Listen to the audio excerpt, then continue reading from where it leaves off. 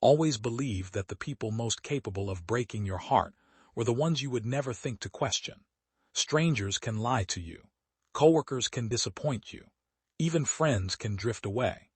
But when you've spent years sacrificing pieces of your own future to build a better one for your family, you never imagine that the greatest shock of your life will come from the voices waiting inside the home you bought for them. Looking back now, I often wonder if there had been signs I ignored or moments I chose to explain away, because love has a way of making us see only what we want to believe. What happened that evening changed the way I understood trust, generosity, and family forever. If I had arrived just 5 minutes later, I might have walked through that front door smiling, completely unaware that everyone inside had already decided what my future would look like. Before we dive deeper, let us know in the comments where you're watching from. We'd love to hear from you. And don't forget to hit that subscribe button so you never miss any of our upcoming videos. My name is Emily Carter, and until that evening, I truly believed I was one of the luckiest daughters in America. I wasn't wealthy by birth. My parents, Richard and Susan Carter, spent their entire lives working jobs that left little room for comfort, but never once left my younger sister, Lauren, or me feeling unloved. My father repaired heating and air conditioning systems across Ohio for more than 30 years, often leaving before sunrise and returning long after dinner. My mother worked at the local elementary school cafeteria, quietly stretching every paycheck so that birthdays still felt magical and Christmas mornings never felt empty. Looking back, I now realize how many sacrifices they hid from us. They skipped vacations for decades. They drove the same aging sedan until it could barely make it through another winter. They patched leaking roofs instead of replacing them because college tuition mattered more than new shingles. Every decision they made carried the same silent message. Their daughters would have opportunities they never had. As I grew older, I made myself a promise that I never shared with anyone. One day, somehow, I would repay every sacrifice they had ever made. It wasn't about paying back a debt because love can never be measured in dollars. It was about giving them peace while they were still healthy enough to enjoy it. I watched my father's knees grow weaker every year from climbing ladders. I noticed my mother's hands trembling after long shifts serving hundreds of schoolchildren every afternoon. They never complained. They never asked for help. They simply kept smiling and insisting everything was fine. Those smiles became my motivation. While my friends spent money traveling, buying luxury cars, or upgrading to larger homes, I worked overtime, accepted every promotion I could earn, and quietly built a savings account that no one knew existed. Every bonus check, every commission payment, and every tax refund went toward a single dream that belonged more to my parents than it ever did to me. After nearly 7 years of saving, searching, and planning, I finally found it. A beautiful white farmhouse tucked into a peaceful suburban neighborhood just outside Columbus. It had a wide front porch where my father could drink his morning coffee without hearing traffic. My mother fell in love with flower gardens years ago, and this property had enough space for roses, lilies, and every colorful bloom she had ever admired in gardening magazines. There was a quiet backyard with mature maple trees that turned brilliant shades of gold every autumn, and a screened patio perfect for summer evenings. The house wasn't extravagant, but it represented everything my parents had spent their lives working toward without ever believing they could actually have it. The day I signed the closing documents, I sat alone inside my car and cried. Not because I was overwhelmed by the cost, but because I couldn't wait to see the expressions on their faces. Keeping the surprise secret became the hardest part of the entire process. Every time my mother mentioned another leaking pipe in their old house, or my father joked about putting another bucket under the roof whenever it rained, I wanted to tell them the waiting was almost over. Instead, I smiled and changed the subject. Even Lauren seemed excited whenever I hinted that something special was coming. She asked questions about retirement communities and joked that Mom would probably fill every empty corner with flower pots. I remember thinking how wonderful it felt that, for once, our whole family seemed united around something good. I had no reason to suspect that While I was planning the happiest evening of our lives, someone else had already begun planning something entirely different. The closing had officially been completed just 2 days earlier. Everything was ready.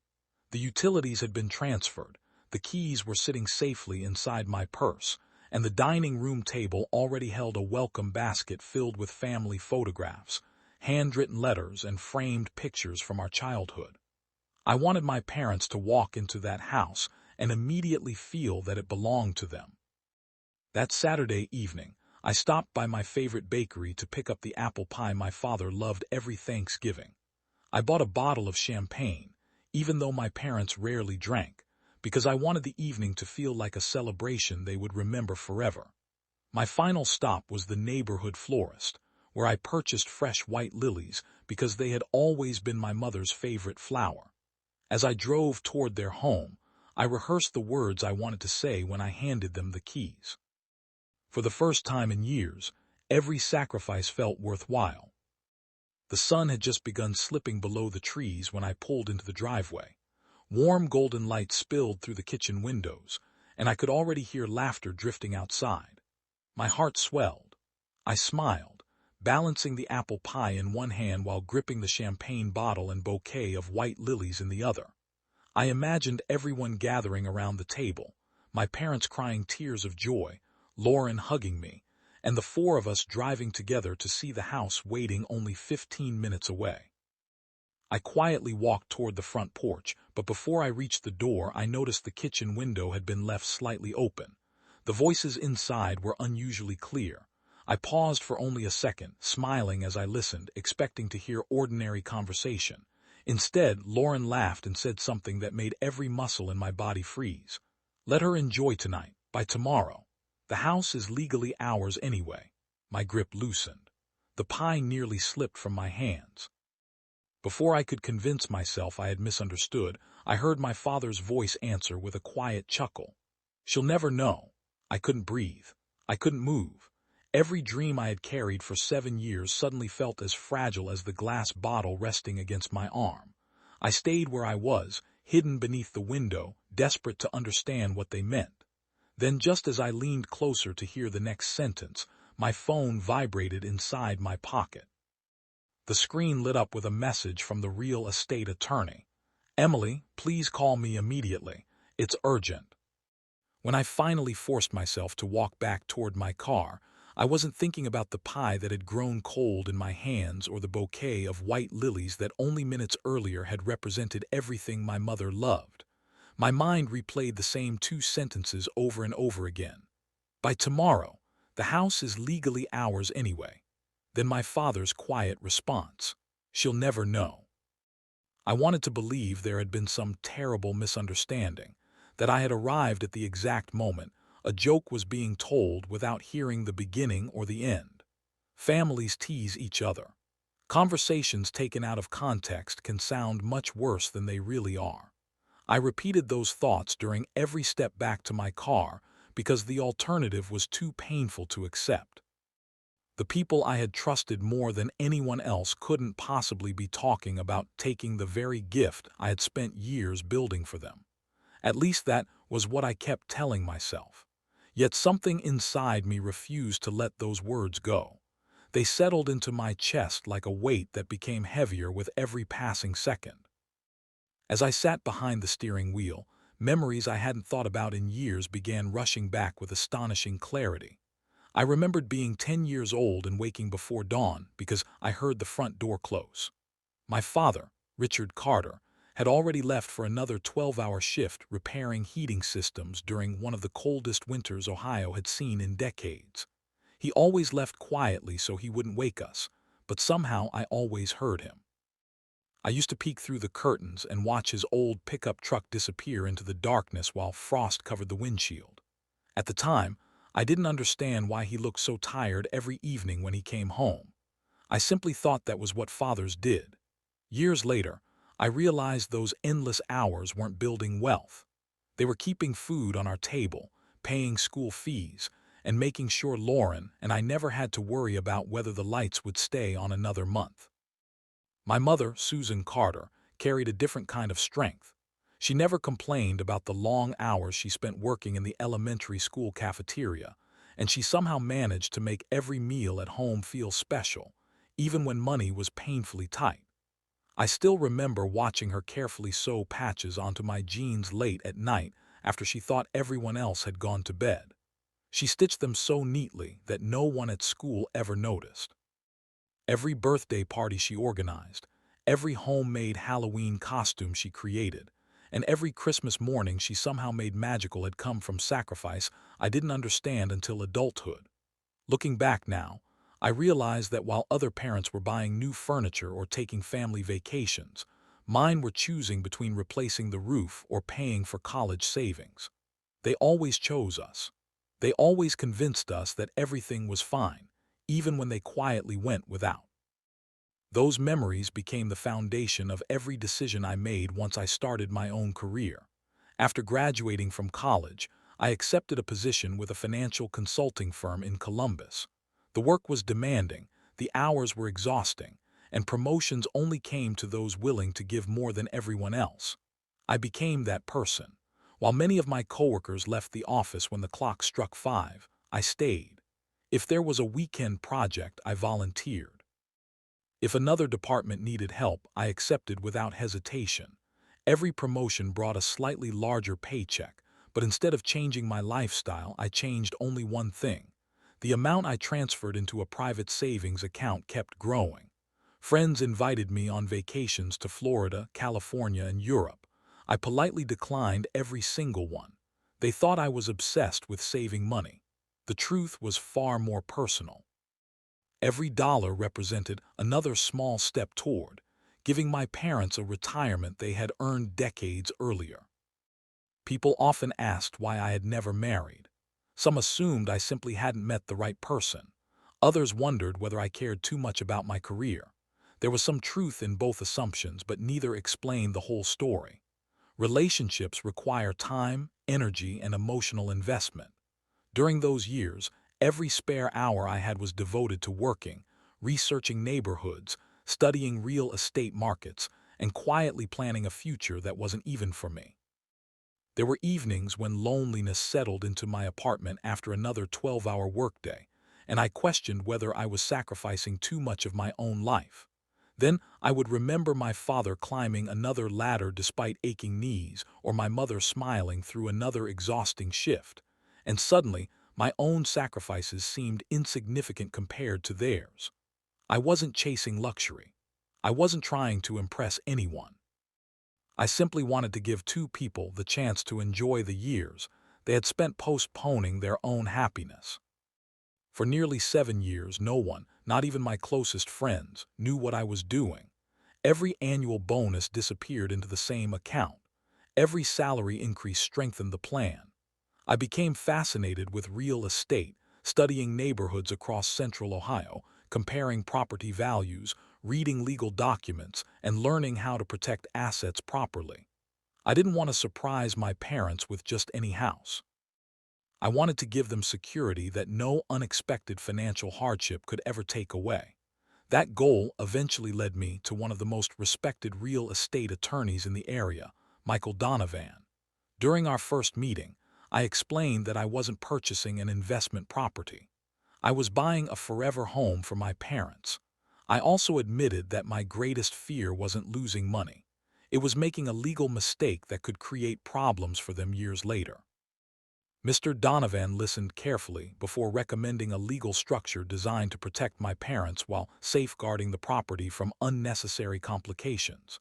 He explained every document patiently, making sure I understood each signature and every clause before anything was finalized.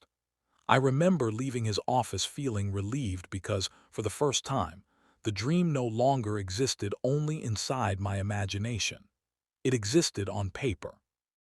The house would belong to my parents exactly as I intended, protected by carefully prepared legal documents that reflected my wishes.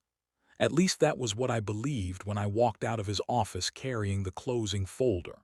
Never once did I imagine that those same documents would soon become the center of a family crisis I never saw coming.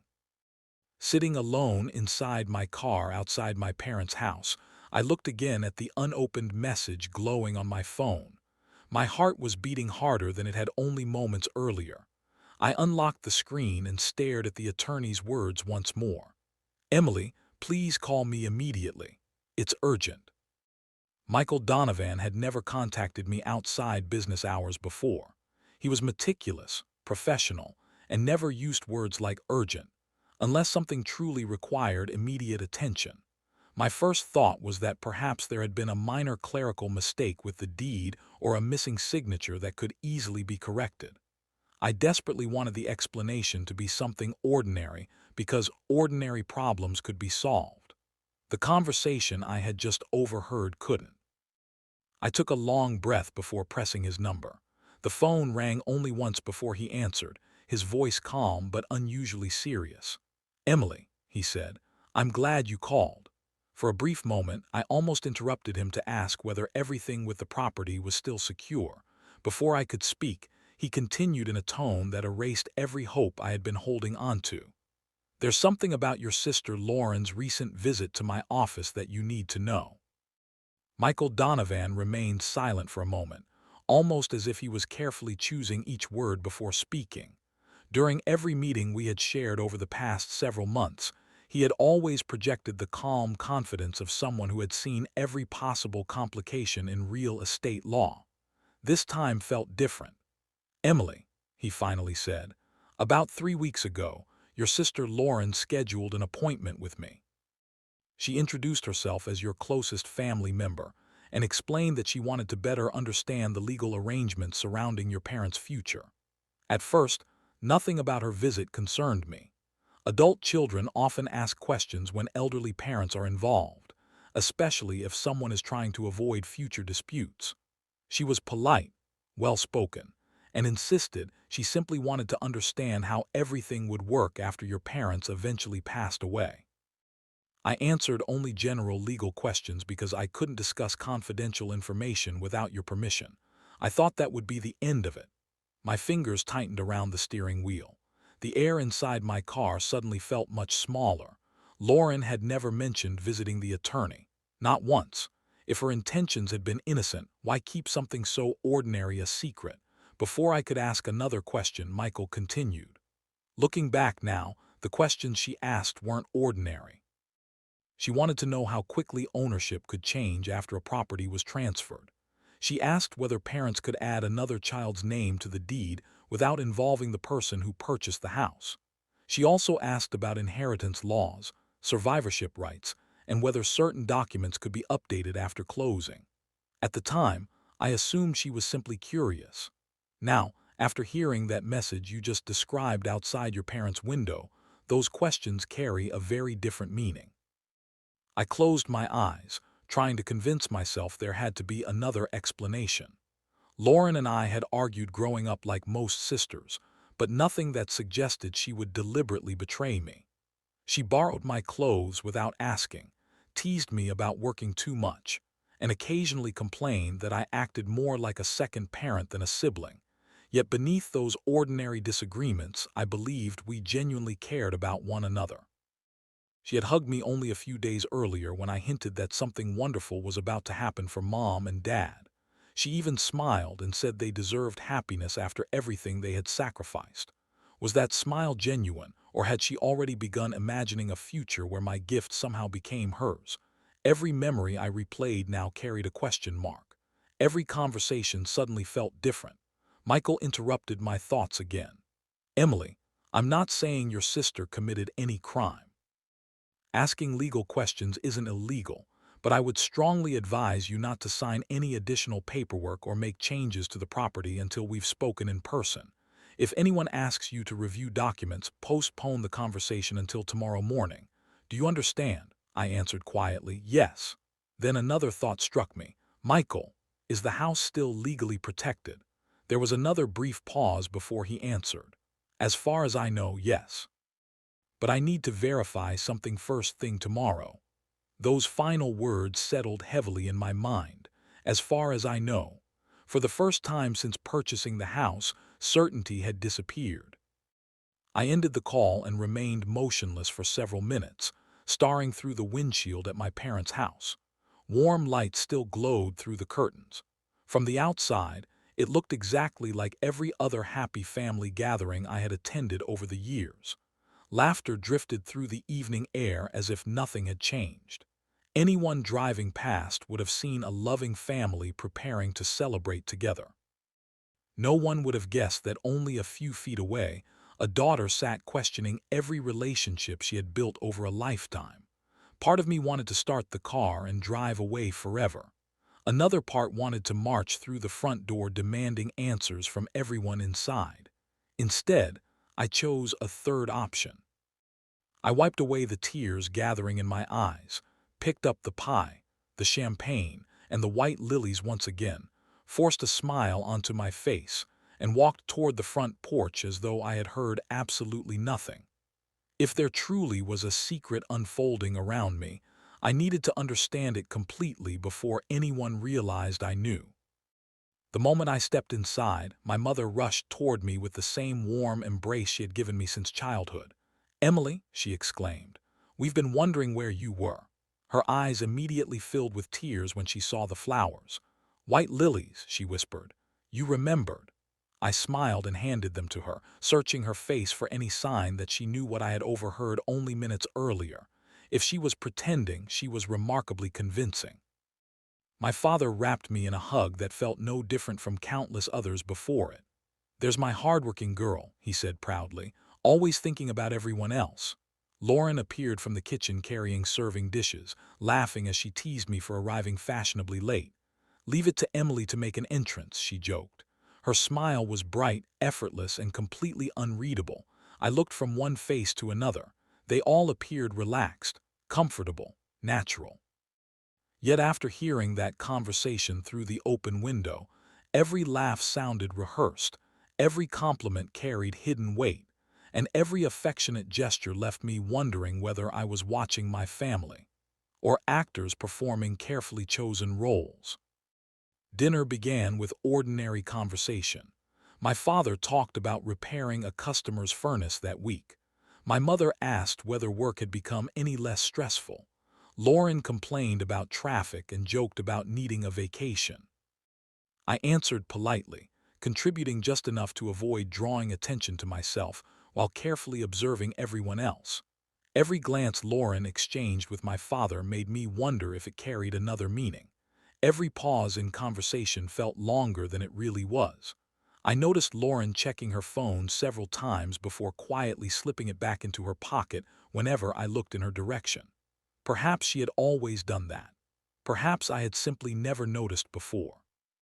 Once suspicion enters your mind, even the smallest details begin demanding explanations. I hated that feeling because it transformed familiar people into strangers without a single word being spoken.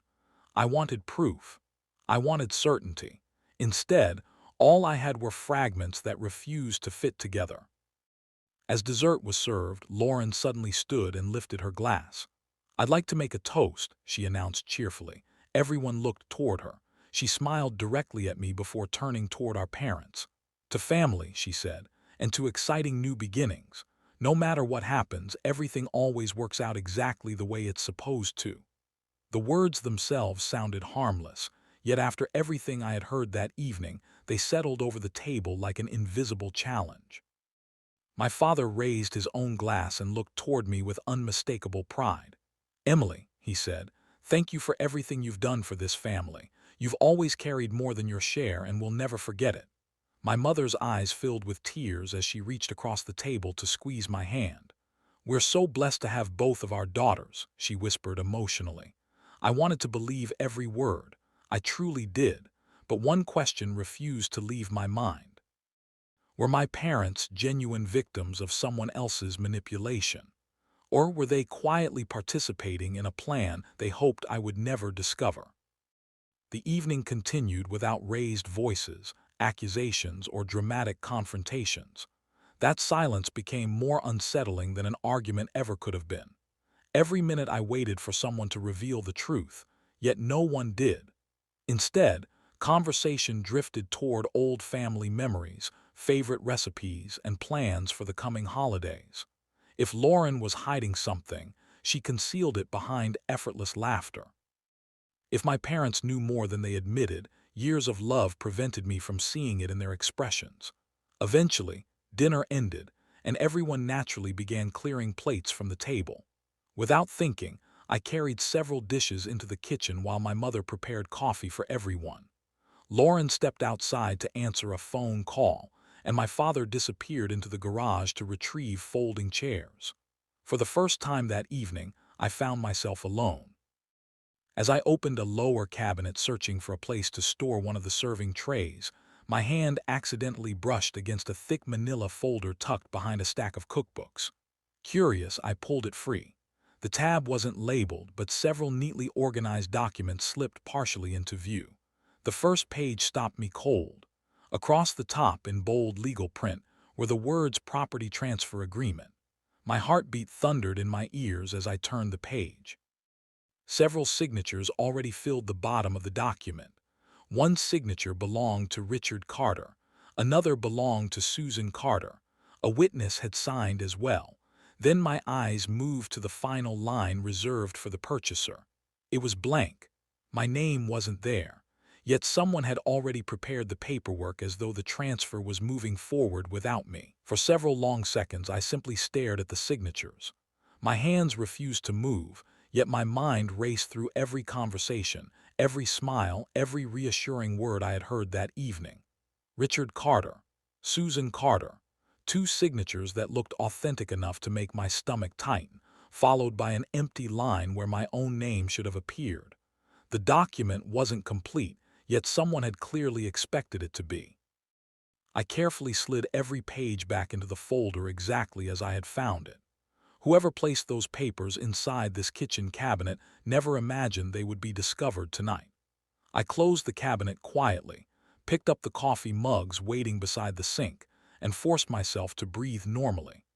Anger was beginning to rise inside me, but anger without answers would only destroy any chance of learning the truth. If there was one lesson my parents had unknowingly taught me throughout my childhood, it was that patience often reveals what emotion hides. I carried the coffee into the dining room, smiled politely, and acted as though nothing had happened. Every second felt heavier than the last, but I had already made my decision. This secret wasn't going to stay hidden for another minute. When everyone finished their coffee, I stood slowly and asked if we could all move into the living room. My voice was calm enough that no one seemed alarmed. My father smiled and assumed I was finally ready to reveal the surprise I had been hinting at for weeks. My mother carried her cup toward the sofa, while Lauren settled comfortably into the armchair nearest the fireplace with the relaxed confidence of someone who believed the evening was unfolding exactly as planned. I remained standing. For a few moments, I looked at each of them without speaking. They looked back at me with expressions ranging from curiosity to mild concern. Then I reached behind my back, placed the manila folder on the coffee table between us, and gently pushed it toward the center of the room. The smiles disappeared almost instantly. My father leaned forward. My mother's eyes settled on the folder before slowly lifting to meet mine. Lauren's expression barely changed, though I noticed her shoulders stiffen for the first time that evening. I broke the silence with a single question. Would anyone like to explain this? No one answered. The silence seemed to stretch endlessly as each person looked at the folder but avoided looking directly at one another. My father cleared his throat without saying a word. My mother appeared genuinely confused, glancing from me to the documents and back again as though she had never seen them before. Lauren was the first to speak, but instead of offering an explanation, she laughed softly and shook her head. "Emily, seriously," she said. "You're making everyone uncomfortable over paperwork you probably don't even understand." Her tone wasn't angry. It was dismissive, almost amused, as though I had interrupted dinner over something insignificant. "You work too much," she continued. "You're exhausted and now you're imagining problems that don't exist." I listened carefully, searching for even the smallest sign of fear in her voice. Instead, she sounded confident. Too confident. She folded her arms across her chest and leaned back into her chair, giving the impression that she expected everyone else to agree with her. My father finally looked toward me. "Emily, he asked quietly. "Where did you find those papers?" It wasn't the question I expected. He hadn't asked what the papers were. He hadn't denied their existence. He simply wanted to know how I had found them. Before I could answer, someone knocked firmly on the front door. Every head in the room turned toward the hallway. The knock came again, steady and deliberate. My father rose from the sofa, still looking puzzled, and walked toward the entrance. Seconds later, I heard his surprised voice. "Michael!" A familiar figure stepped into the living room carrying a leather briefcase. It was Michael Donovan, the same attorney I had spoken with less than an hour earlier.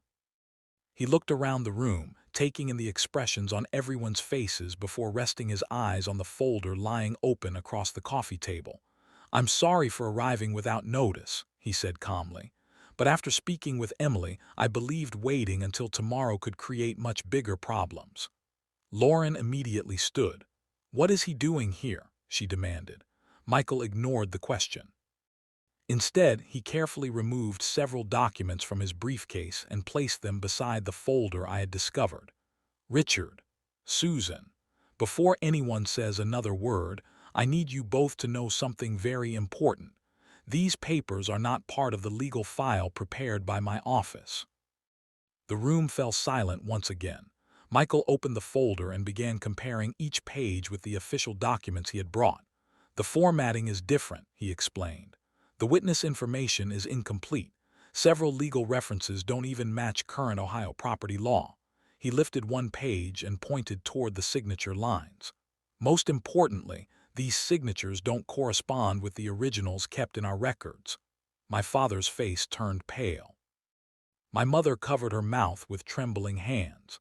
Michael continued speaking with the careful precision that had always made me trust him.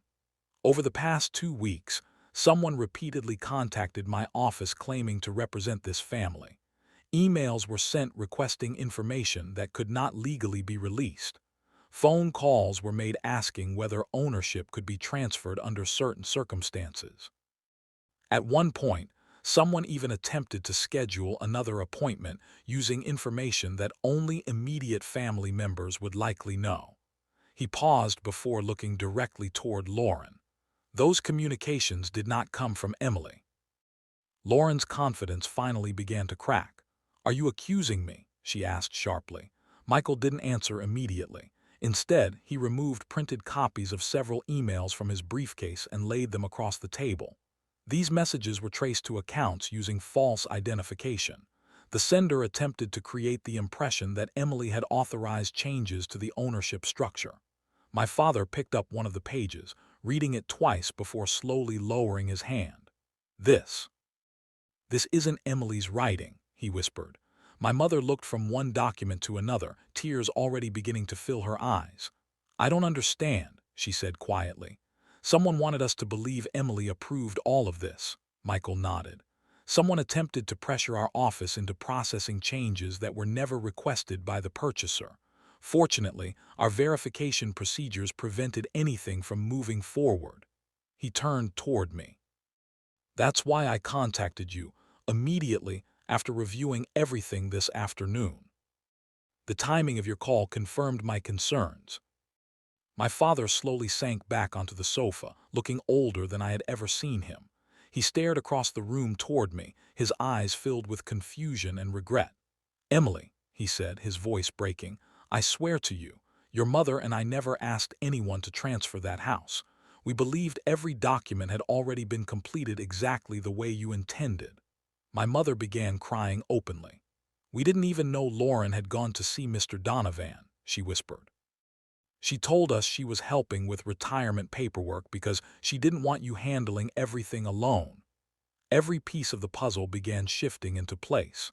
The strange conversations, the hidden questions, the folder in the kitchen, the carefully timed smiles.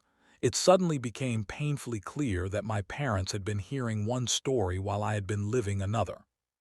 Someone had been carefully feeding different versions of the truth to each of us, making sure none of us compared notes until it was almost too late.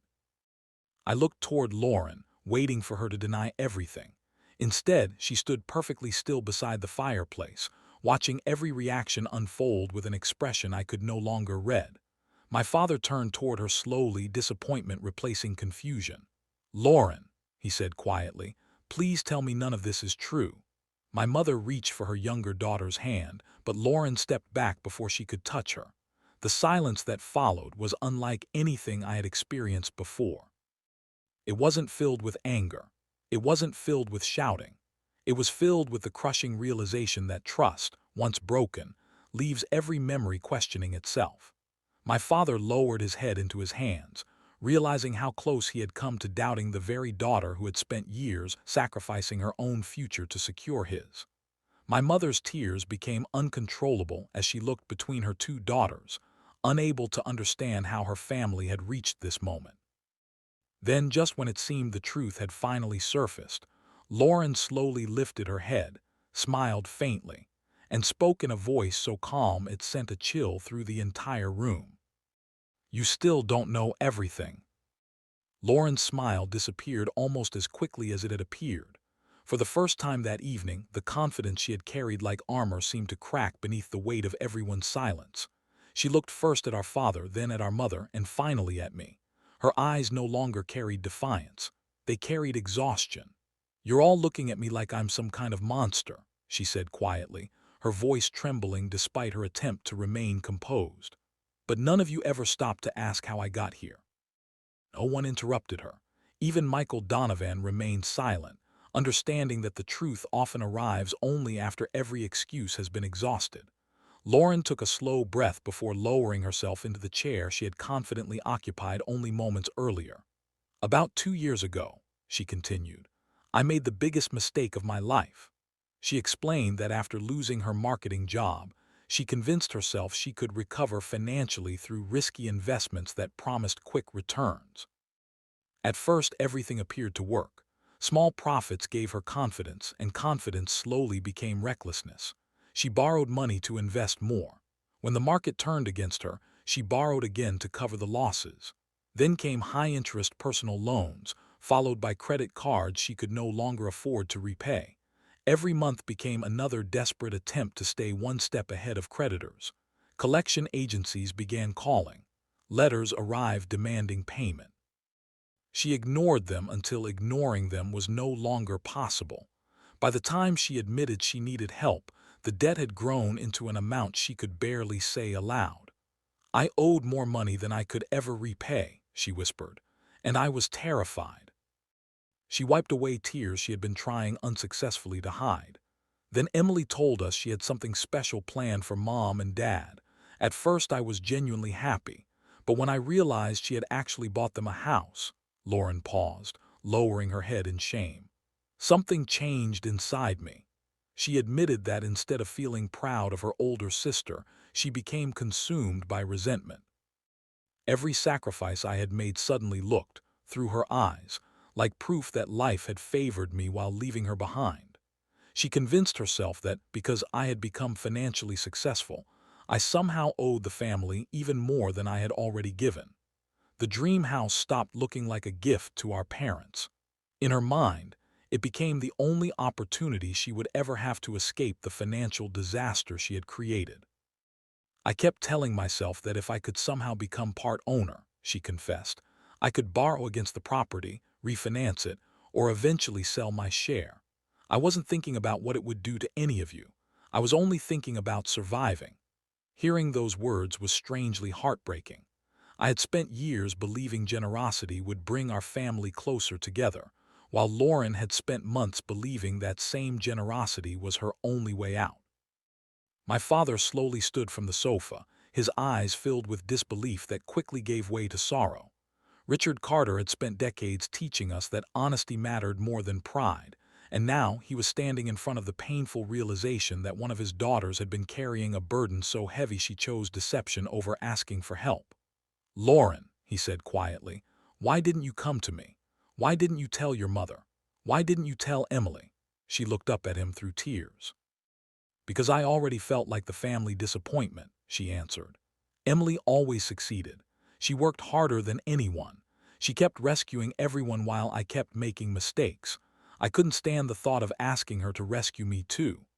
My mother covered her face as quiet sobs escaped between her fingers. Every parent hopes their children will trust them enough to share their struggles before those struggles become disasters. Susan Carter realized in that moment that while she had been worrying about retirement, her youngest daughter had been quietly falling apart. "We would have helped you," she whispered through tears. Lauren nodded slowly. "I know that now, but back then, shame made every problem seem impossible to confess." I listened to every word without interrupting. The anger I had felt outside that kitchen window hadn't completely disappeared, but it had been replaced by something far more complicated. Betrayal still hurts, even when you understand the reasons behind it. Understanding explains a person's choices. It doesn't erase their consequences. I looked around the room at the people I loved most in the world and realized that every one of us had spent months hiding something. I had hidden the surprise house. Lauren had hidden crushing debt. My parents had hidden their worries about becoming burdens as they grew older. None of us had intended to destroy the family, yet silence had brought us dangerously close. I took a slow breath before finally speaking. "Lauren," I said softly, "what you tried to do could have destroyed everything we've spent our lives building together." She lowered her eyes without arguing. Then I looked toward my parents. "I need both of you to hear something." My voice remained calm even though tears had begun forming in my own eyes. "I bought this house because I wanted us to have a future together, not because I wanted to own any of you." The room became completely still. No one spoke. No one moved. Those words seemed to carry years of sacrifice, hope, disappointment, and love all at once. Lauren finally broke. The composure she had fought so hard to maintain disappeared as she buried her face in her hands and cried with a grief that seemed to reach far beyond financial problems. She apologized repeatedly, struggling to find words strong enough to match the damage she had caused. She admitted sending the emails, asking the attorney misleading questions, and convincing herself that one dishonest decision would solve every other mistake. Instead, it had nearly cost her the people she loved most. My father walked toward me first. Tears streamed down his face as he wrapped his arms around me with a strength I hadn't felt since childhood. "Emily," he whispered, "I'm so sorry. I almost doubted the daughter who spent years giving everything for us. I should have seen what was happening sooner." I hugged him tightly, feeling the weight of his regret more deeply than any apology could express. My mother joined us moments later, pulling both of her daughters into an embrace that was equal parts relief and heartbreak. She cried for the trust that had been broken, for the months of secrets, and for the hope that somehow our family could still heal. That embrace didn't erase what had happened. Some wounds require far more than a single evening to mend, but it reminded all of us that healing becomes possible only after the truth has finally been spoken. The following week, Michael Donovan helped us restructure the ownership of the property exactly as I had originally intended, with one important change. The home was placed into a protected trust that guaranteed my parents the right to live there for the rest of their lives while preventing anyone from secretly transferring, borrowing against, or claiming ownership without the proper legal safeguards. It wasn't an act of punishment. It was an act of protection for my parents, for the home, and ultimately for our family. Lauren voluntarily agreed to every safeguard. She also made another decision that surprised all of us. She met with a financial counselor, negotiated repayment plans with her creditors, sold many of the possessions she could no longer justify keeping, and accepted a second job to begin rebuilding her life honestly. Recovery didn't happen overnight. Trust certainly didn't. But for the first time in many months, every step she took moved in the right direction. Several months later, the moving truck finally pulled into the driveway of the white farmhouse that had once existed only as a dream inside my imagination. My father stood on the front porch holding my mother's hand, while she admired the garden she had already begun planning. He smiled more that afternoon than I had seen him smile in years. My mother carefully placed the same white lilies I had carried that unforgettable evening into a vase beside the front window, reminding me that even painful memories can become symbols of hope when people choose honesty over pride. Lauren helped unpack boxes without being asked, quietly earning back trust one ordinary day at a time. Our family wasn't perfect. It never would be. But perfection had never been the goal. Peace was. And for the first time in a very long while, peace finally felt possible. Looking back now, I no longer remember that evening only as the night I overheard my family's secret through an open kitchen window. I remember it as the night the truth prevented a lifetime of regret. Had I walked inside without listening, the deception might have continued until it was too late to repair. Had I reacted with anger instead of patience, I might never have uncovered what was really happening beneath the surface. Sometimes the deepest betrayal doesn't come from strangers. It comes from the people you've loved the longest. But forgiveness doesn't mean forgetting. It means refusing to let someone else's choices define who you become. If you were standing outside that window and heard the people you loved planning to take away everything you'd sacrificed for, what would you have done? Would you have walked inside and confronted them immediately, or stayed silent until you knew the whole truth? Share your thoughts in the comments below. And if this story kept you guessing until the very end, subscribe for more unforgettable stories of family, trust, sacrifice, and justice. See you in our next story. And don't forget to tell us where you are watching from.